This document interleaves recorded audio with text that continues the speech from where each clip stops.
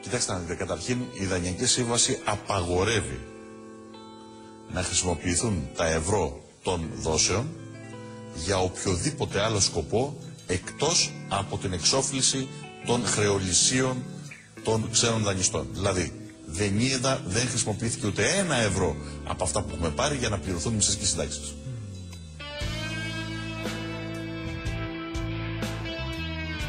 Άρα μου λέτε ότι αν δεν πέραμε τα 110 δις, δεν υπήρχε αδυναμία πληρωμής μισθών και συντάξεων. Υπήρχε αδυναμία των δανειστών. Ακριβώς.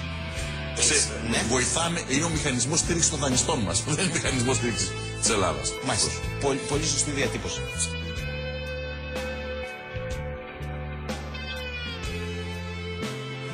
Ότι εδώ είναι μια τακτική σοκ και δέος. Δηλαδή, ό,τι κάνανε στη Βαγδάτη με τις έξυπνες βόμβες, έτσι κάνουν και στην Ελλάδα με τα οικονομικά όπλα. Δηλαδή, οδηγούμε έναν λαό στην απόγνωση, ώστε να μπορούμε να εφαρμόσουμε πολύ πιο σκληρές πολιτικές. Επειδή ξέρουν πολύ καλά ότι όσο και να συμπιέσουν το μισθό του Έλληνα εργαζόμενου, όσο και να ρίξουν στην ύφεση την ελληνική οικονομία, δεν πρόκειται να βρουν τα λεφτά για να εξυπηρετηθεί αυτό το δημόσιο χρέος. Δεν υπάρχει περίπτωση. Οπότε τι γίνεται? Πρέπει να οδηγήσουμε το λαό σε μια διακατάσταση ώστε να αποδεχτεί το πούλημα της χώρας του.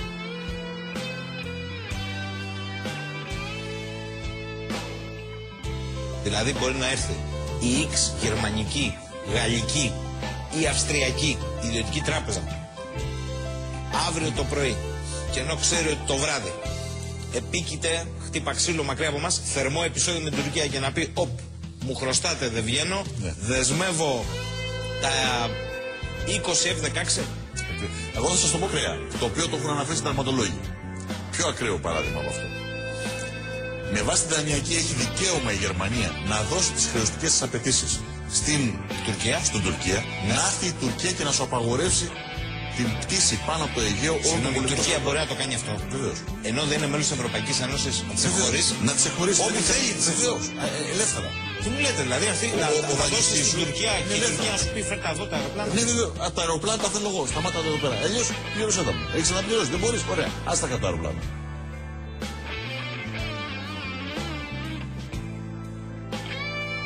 Πρακτικά, αυτά που πληρώνουν στους δανειστές, έχετε μια εικόνα σε αναλογίες ποιο είναι το δάνειο μας, το πραγματικό, και ποιοι είναι οι τόκοι, τα τοκοχρεωλήσια, όπως θέλετε πείτε τα εσείς.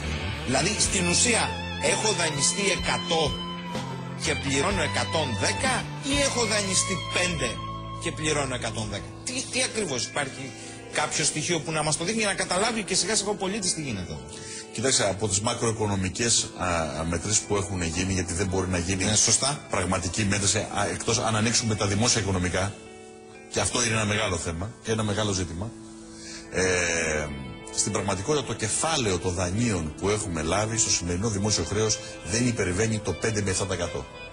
Τι λέτε? Στα 340 δισεκατομμύρια λοιπόν είναι γύρω στα 15 με 20. Δηλαδή το πραγματικό μας, τα πραγματικά δανεικά, να το πω έτσι, όχι τα επιτόκια τους, είναι 15 με 20. Ακριβώς. Όλα τα άλλα είναι κεφαλοποιημένοι τόκοι. Πανωτόκια δηλαδή. Πανωτόκια σε πανωτόκια. Γιατί στην πραγματικότητα πληρώνουμε δάνεια από το 1881. Δάνεια τα οποία έχουν επικαιροποιηθεί από τις εκάστοτε κυβερνήσεις, έχουν προσθεθεί καινούργια δάνεια πάνω σε αυτά τα πράγματα και συνεχώς δανειζόμαστε για να πληρώνουμε τους στόχους. Να σας πω χαρακτηριστικό ένα πολύ απλό παράδειγμα. Όποιος ανοίξει το τευτέρι με τα δάνεια του Γενικού Λογιστηρίου του Κράτους, διαπιστώνει ότι η πρώτη εγγραφή είναι το διακυβερνητικό δάνειο ανάμεσα στην Ελλάδα και στις ΗΠΑ του 1929. Μα για αυτό το δάνειο και για άλλα πολλά χρεοκοπήσαμε επίσημα το 1932. Τι διάλογο το πληρώνουμε ακόμα. Τι διάλογο το πληρώνουμε ακόμα.